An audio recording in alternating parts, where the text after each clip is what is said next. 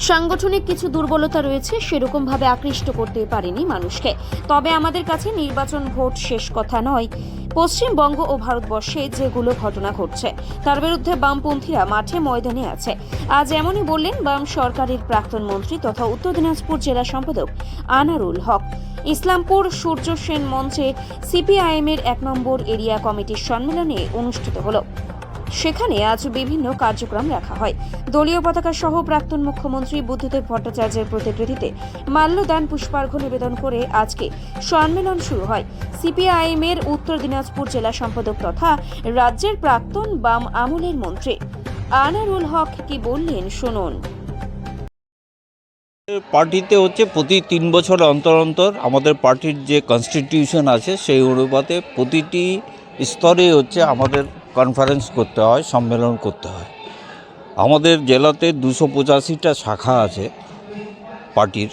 এই শাখাগুলোর সম্মেলন আমরা সেপ্টেম্বরের শেষের দিক শুরু করি, অক্টোবরের মধ্যে হচ্ছে শেষ করার কথা। সেটা আমাদের করতে করতে নভেম্বর মাসের প্রথম সপ্তাহ পর্যন্ত আমরা শাখা সম্মেলনগুলো শেষ করি।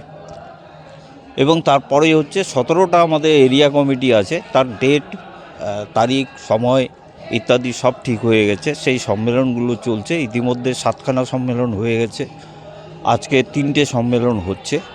আগামী 15ই ডিসেম্বরের মধ্যে হচ্ছে আমাদের এরিয়া সম্মেলনগুলো শেষ হয়ে যাবে। আমরা জানুয়ারি মাসের 11 এবং 12 আমরা হচ্ছে জেলা কনফারেন্স আমরা করব ডালকোলা শহরে। সেখানে 11 তারিখে প্রকাশ্য সমাবেশ মধ্য দিয়ে হচ্ছে আমরা সম্মেলন শুরু করব। প্রকাশ্য সমাবেশের বক্তা আমাদের পার্টির রাজ্য সম্পাদক, পলিট ব্যুরো সদস্য এবং প্রাক্তন এমপি আমাদের জেলার, তিনি থাকবেন এবং অন্যান্য নেতৃবৃন্দরা থাকবেন। জেলা সম্মেলনগুলো শেষ হয়ে গেলে আমাদের গোটা পশ্চিমবাংলার শেষ করে আমরা ফেব্রুয়ারি মাসে হচ্ছে হুগলি জেলার হচ্ছে যে আমরা ডানকুনিতে হচ্ছে যে রাজ্য সম্মেলন আমাদের ফেব্রুয়ারি মাসের হচ্ছে যে 23, 24, 25 এই 3টে ডেটে হচ্ছে আমাদের রাজ্য সম্মেলন হবে। এবং পরবর্তীকালে হচ্ছে এপ্রিল মাসের হচ্ছে যে আমরা 22, 23, 24 এপ্রিল মাসের হচ্ছে যে আমরা আবার হচ্ছে কেন্দ্রীয় পার্টির যে সম্মেলন, যেটাকে পার্টি কংগ্রেস বলে থাকি আমরা, সেই পার্টি কংগ্রেস তামিলনাড়ুর হচ্ছে যে মাদুরাই শহরে হচ্ছে যে অনুষ্ঠিত হবে। এই প্রক্রিয়াটা আমাদের পার্টির মধ্যে আমরা আমাদের সংবিধান অনুপাতে প্রতি 3 বছর অন্তর অন্তর আমরা বিভিন্ন ক্ষেত্রে সম্মেলন করে 3 বছরের যে আমাদের সাফল্য, আমাদের দুর্বলতা, আমাদের বিফলতা, আমাদের সাংগঠনিক যে কাঠামো, সেইগুলোর হচ্ছে যে আবার নতুন করে হচ্ছে সাজানোর চেষ্টা করি। নতুন করে আমরা কমিটি তৈরি করি, দায়িত্ব কমরেডরা আসেন এবং তারা হচ্ছে আগামী দিনে আবার আমাদের কাজকর্ম শুরু করেন।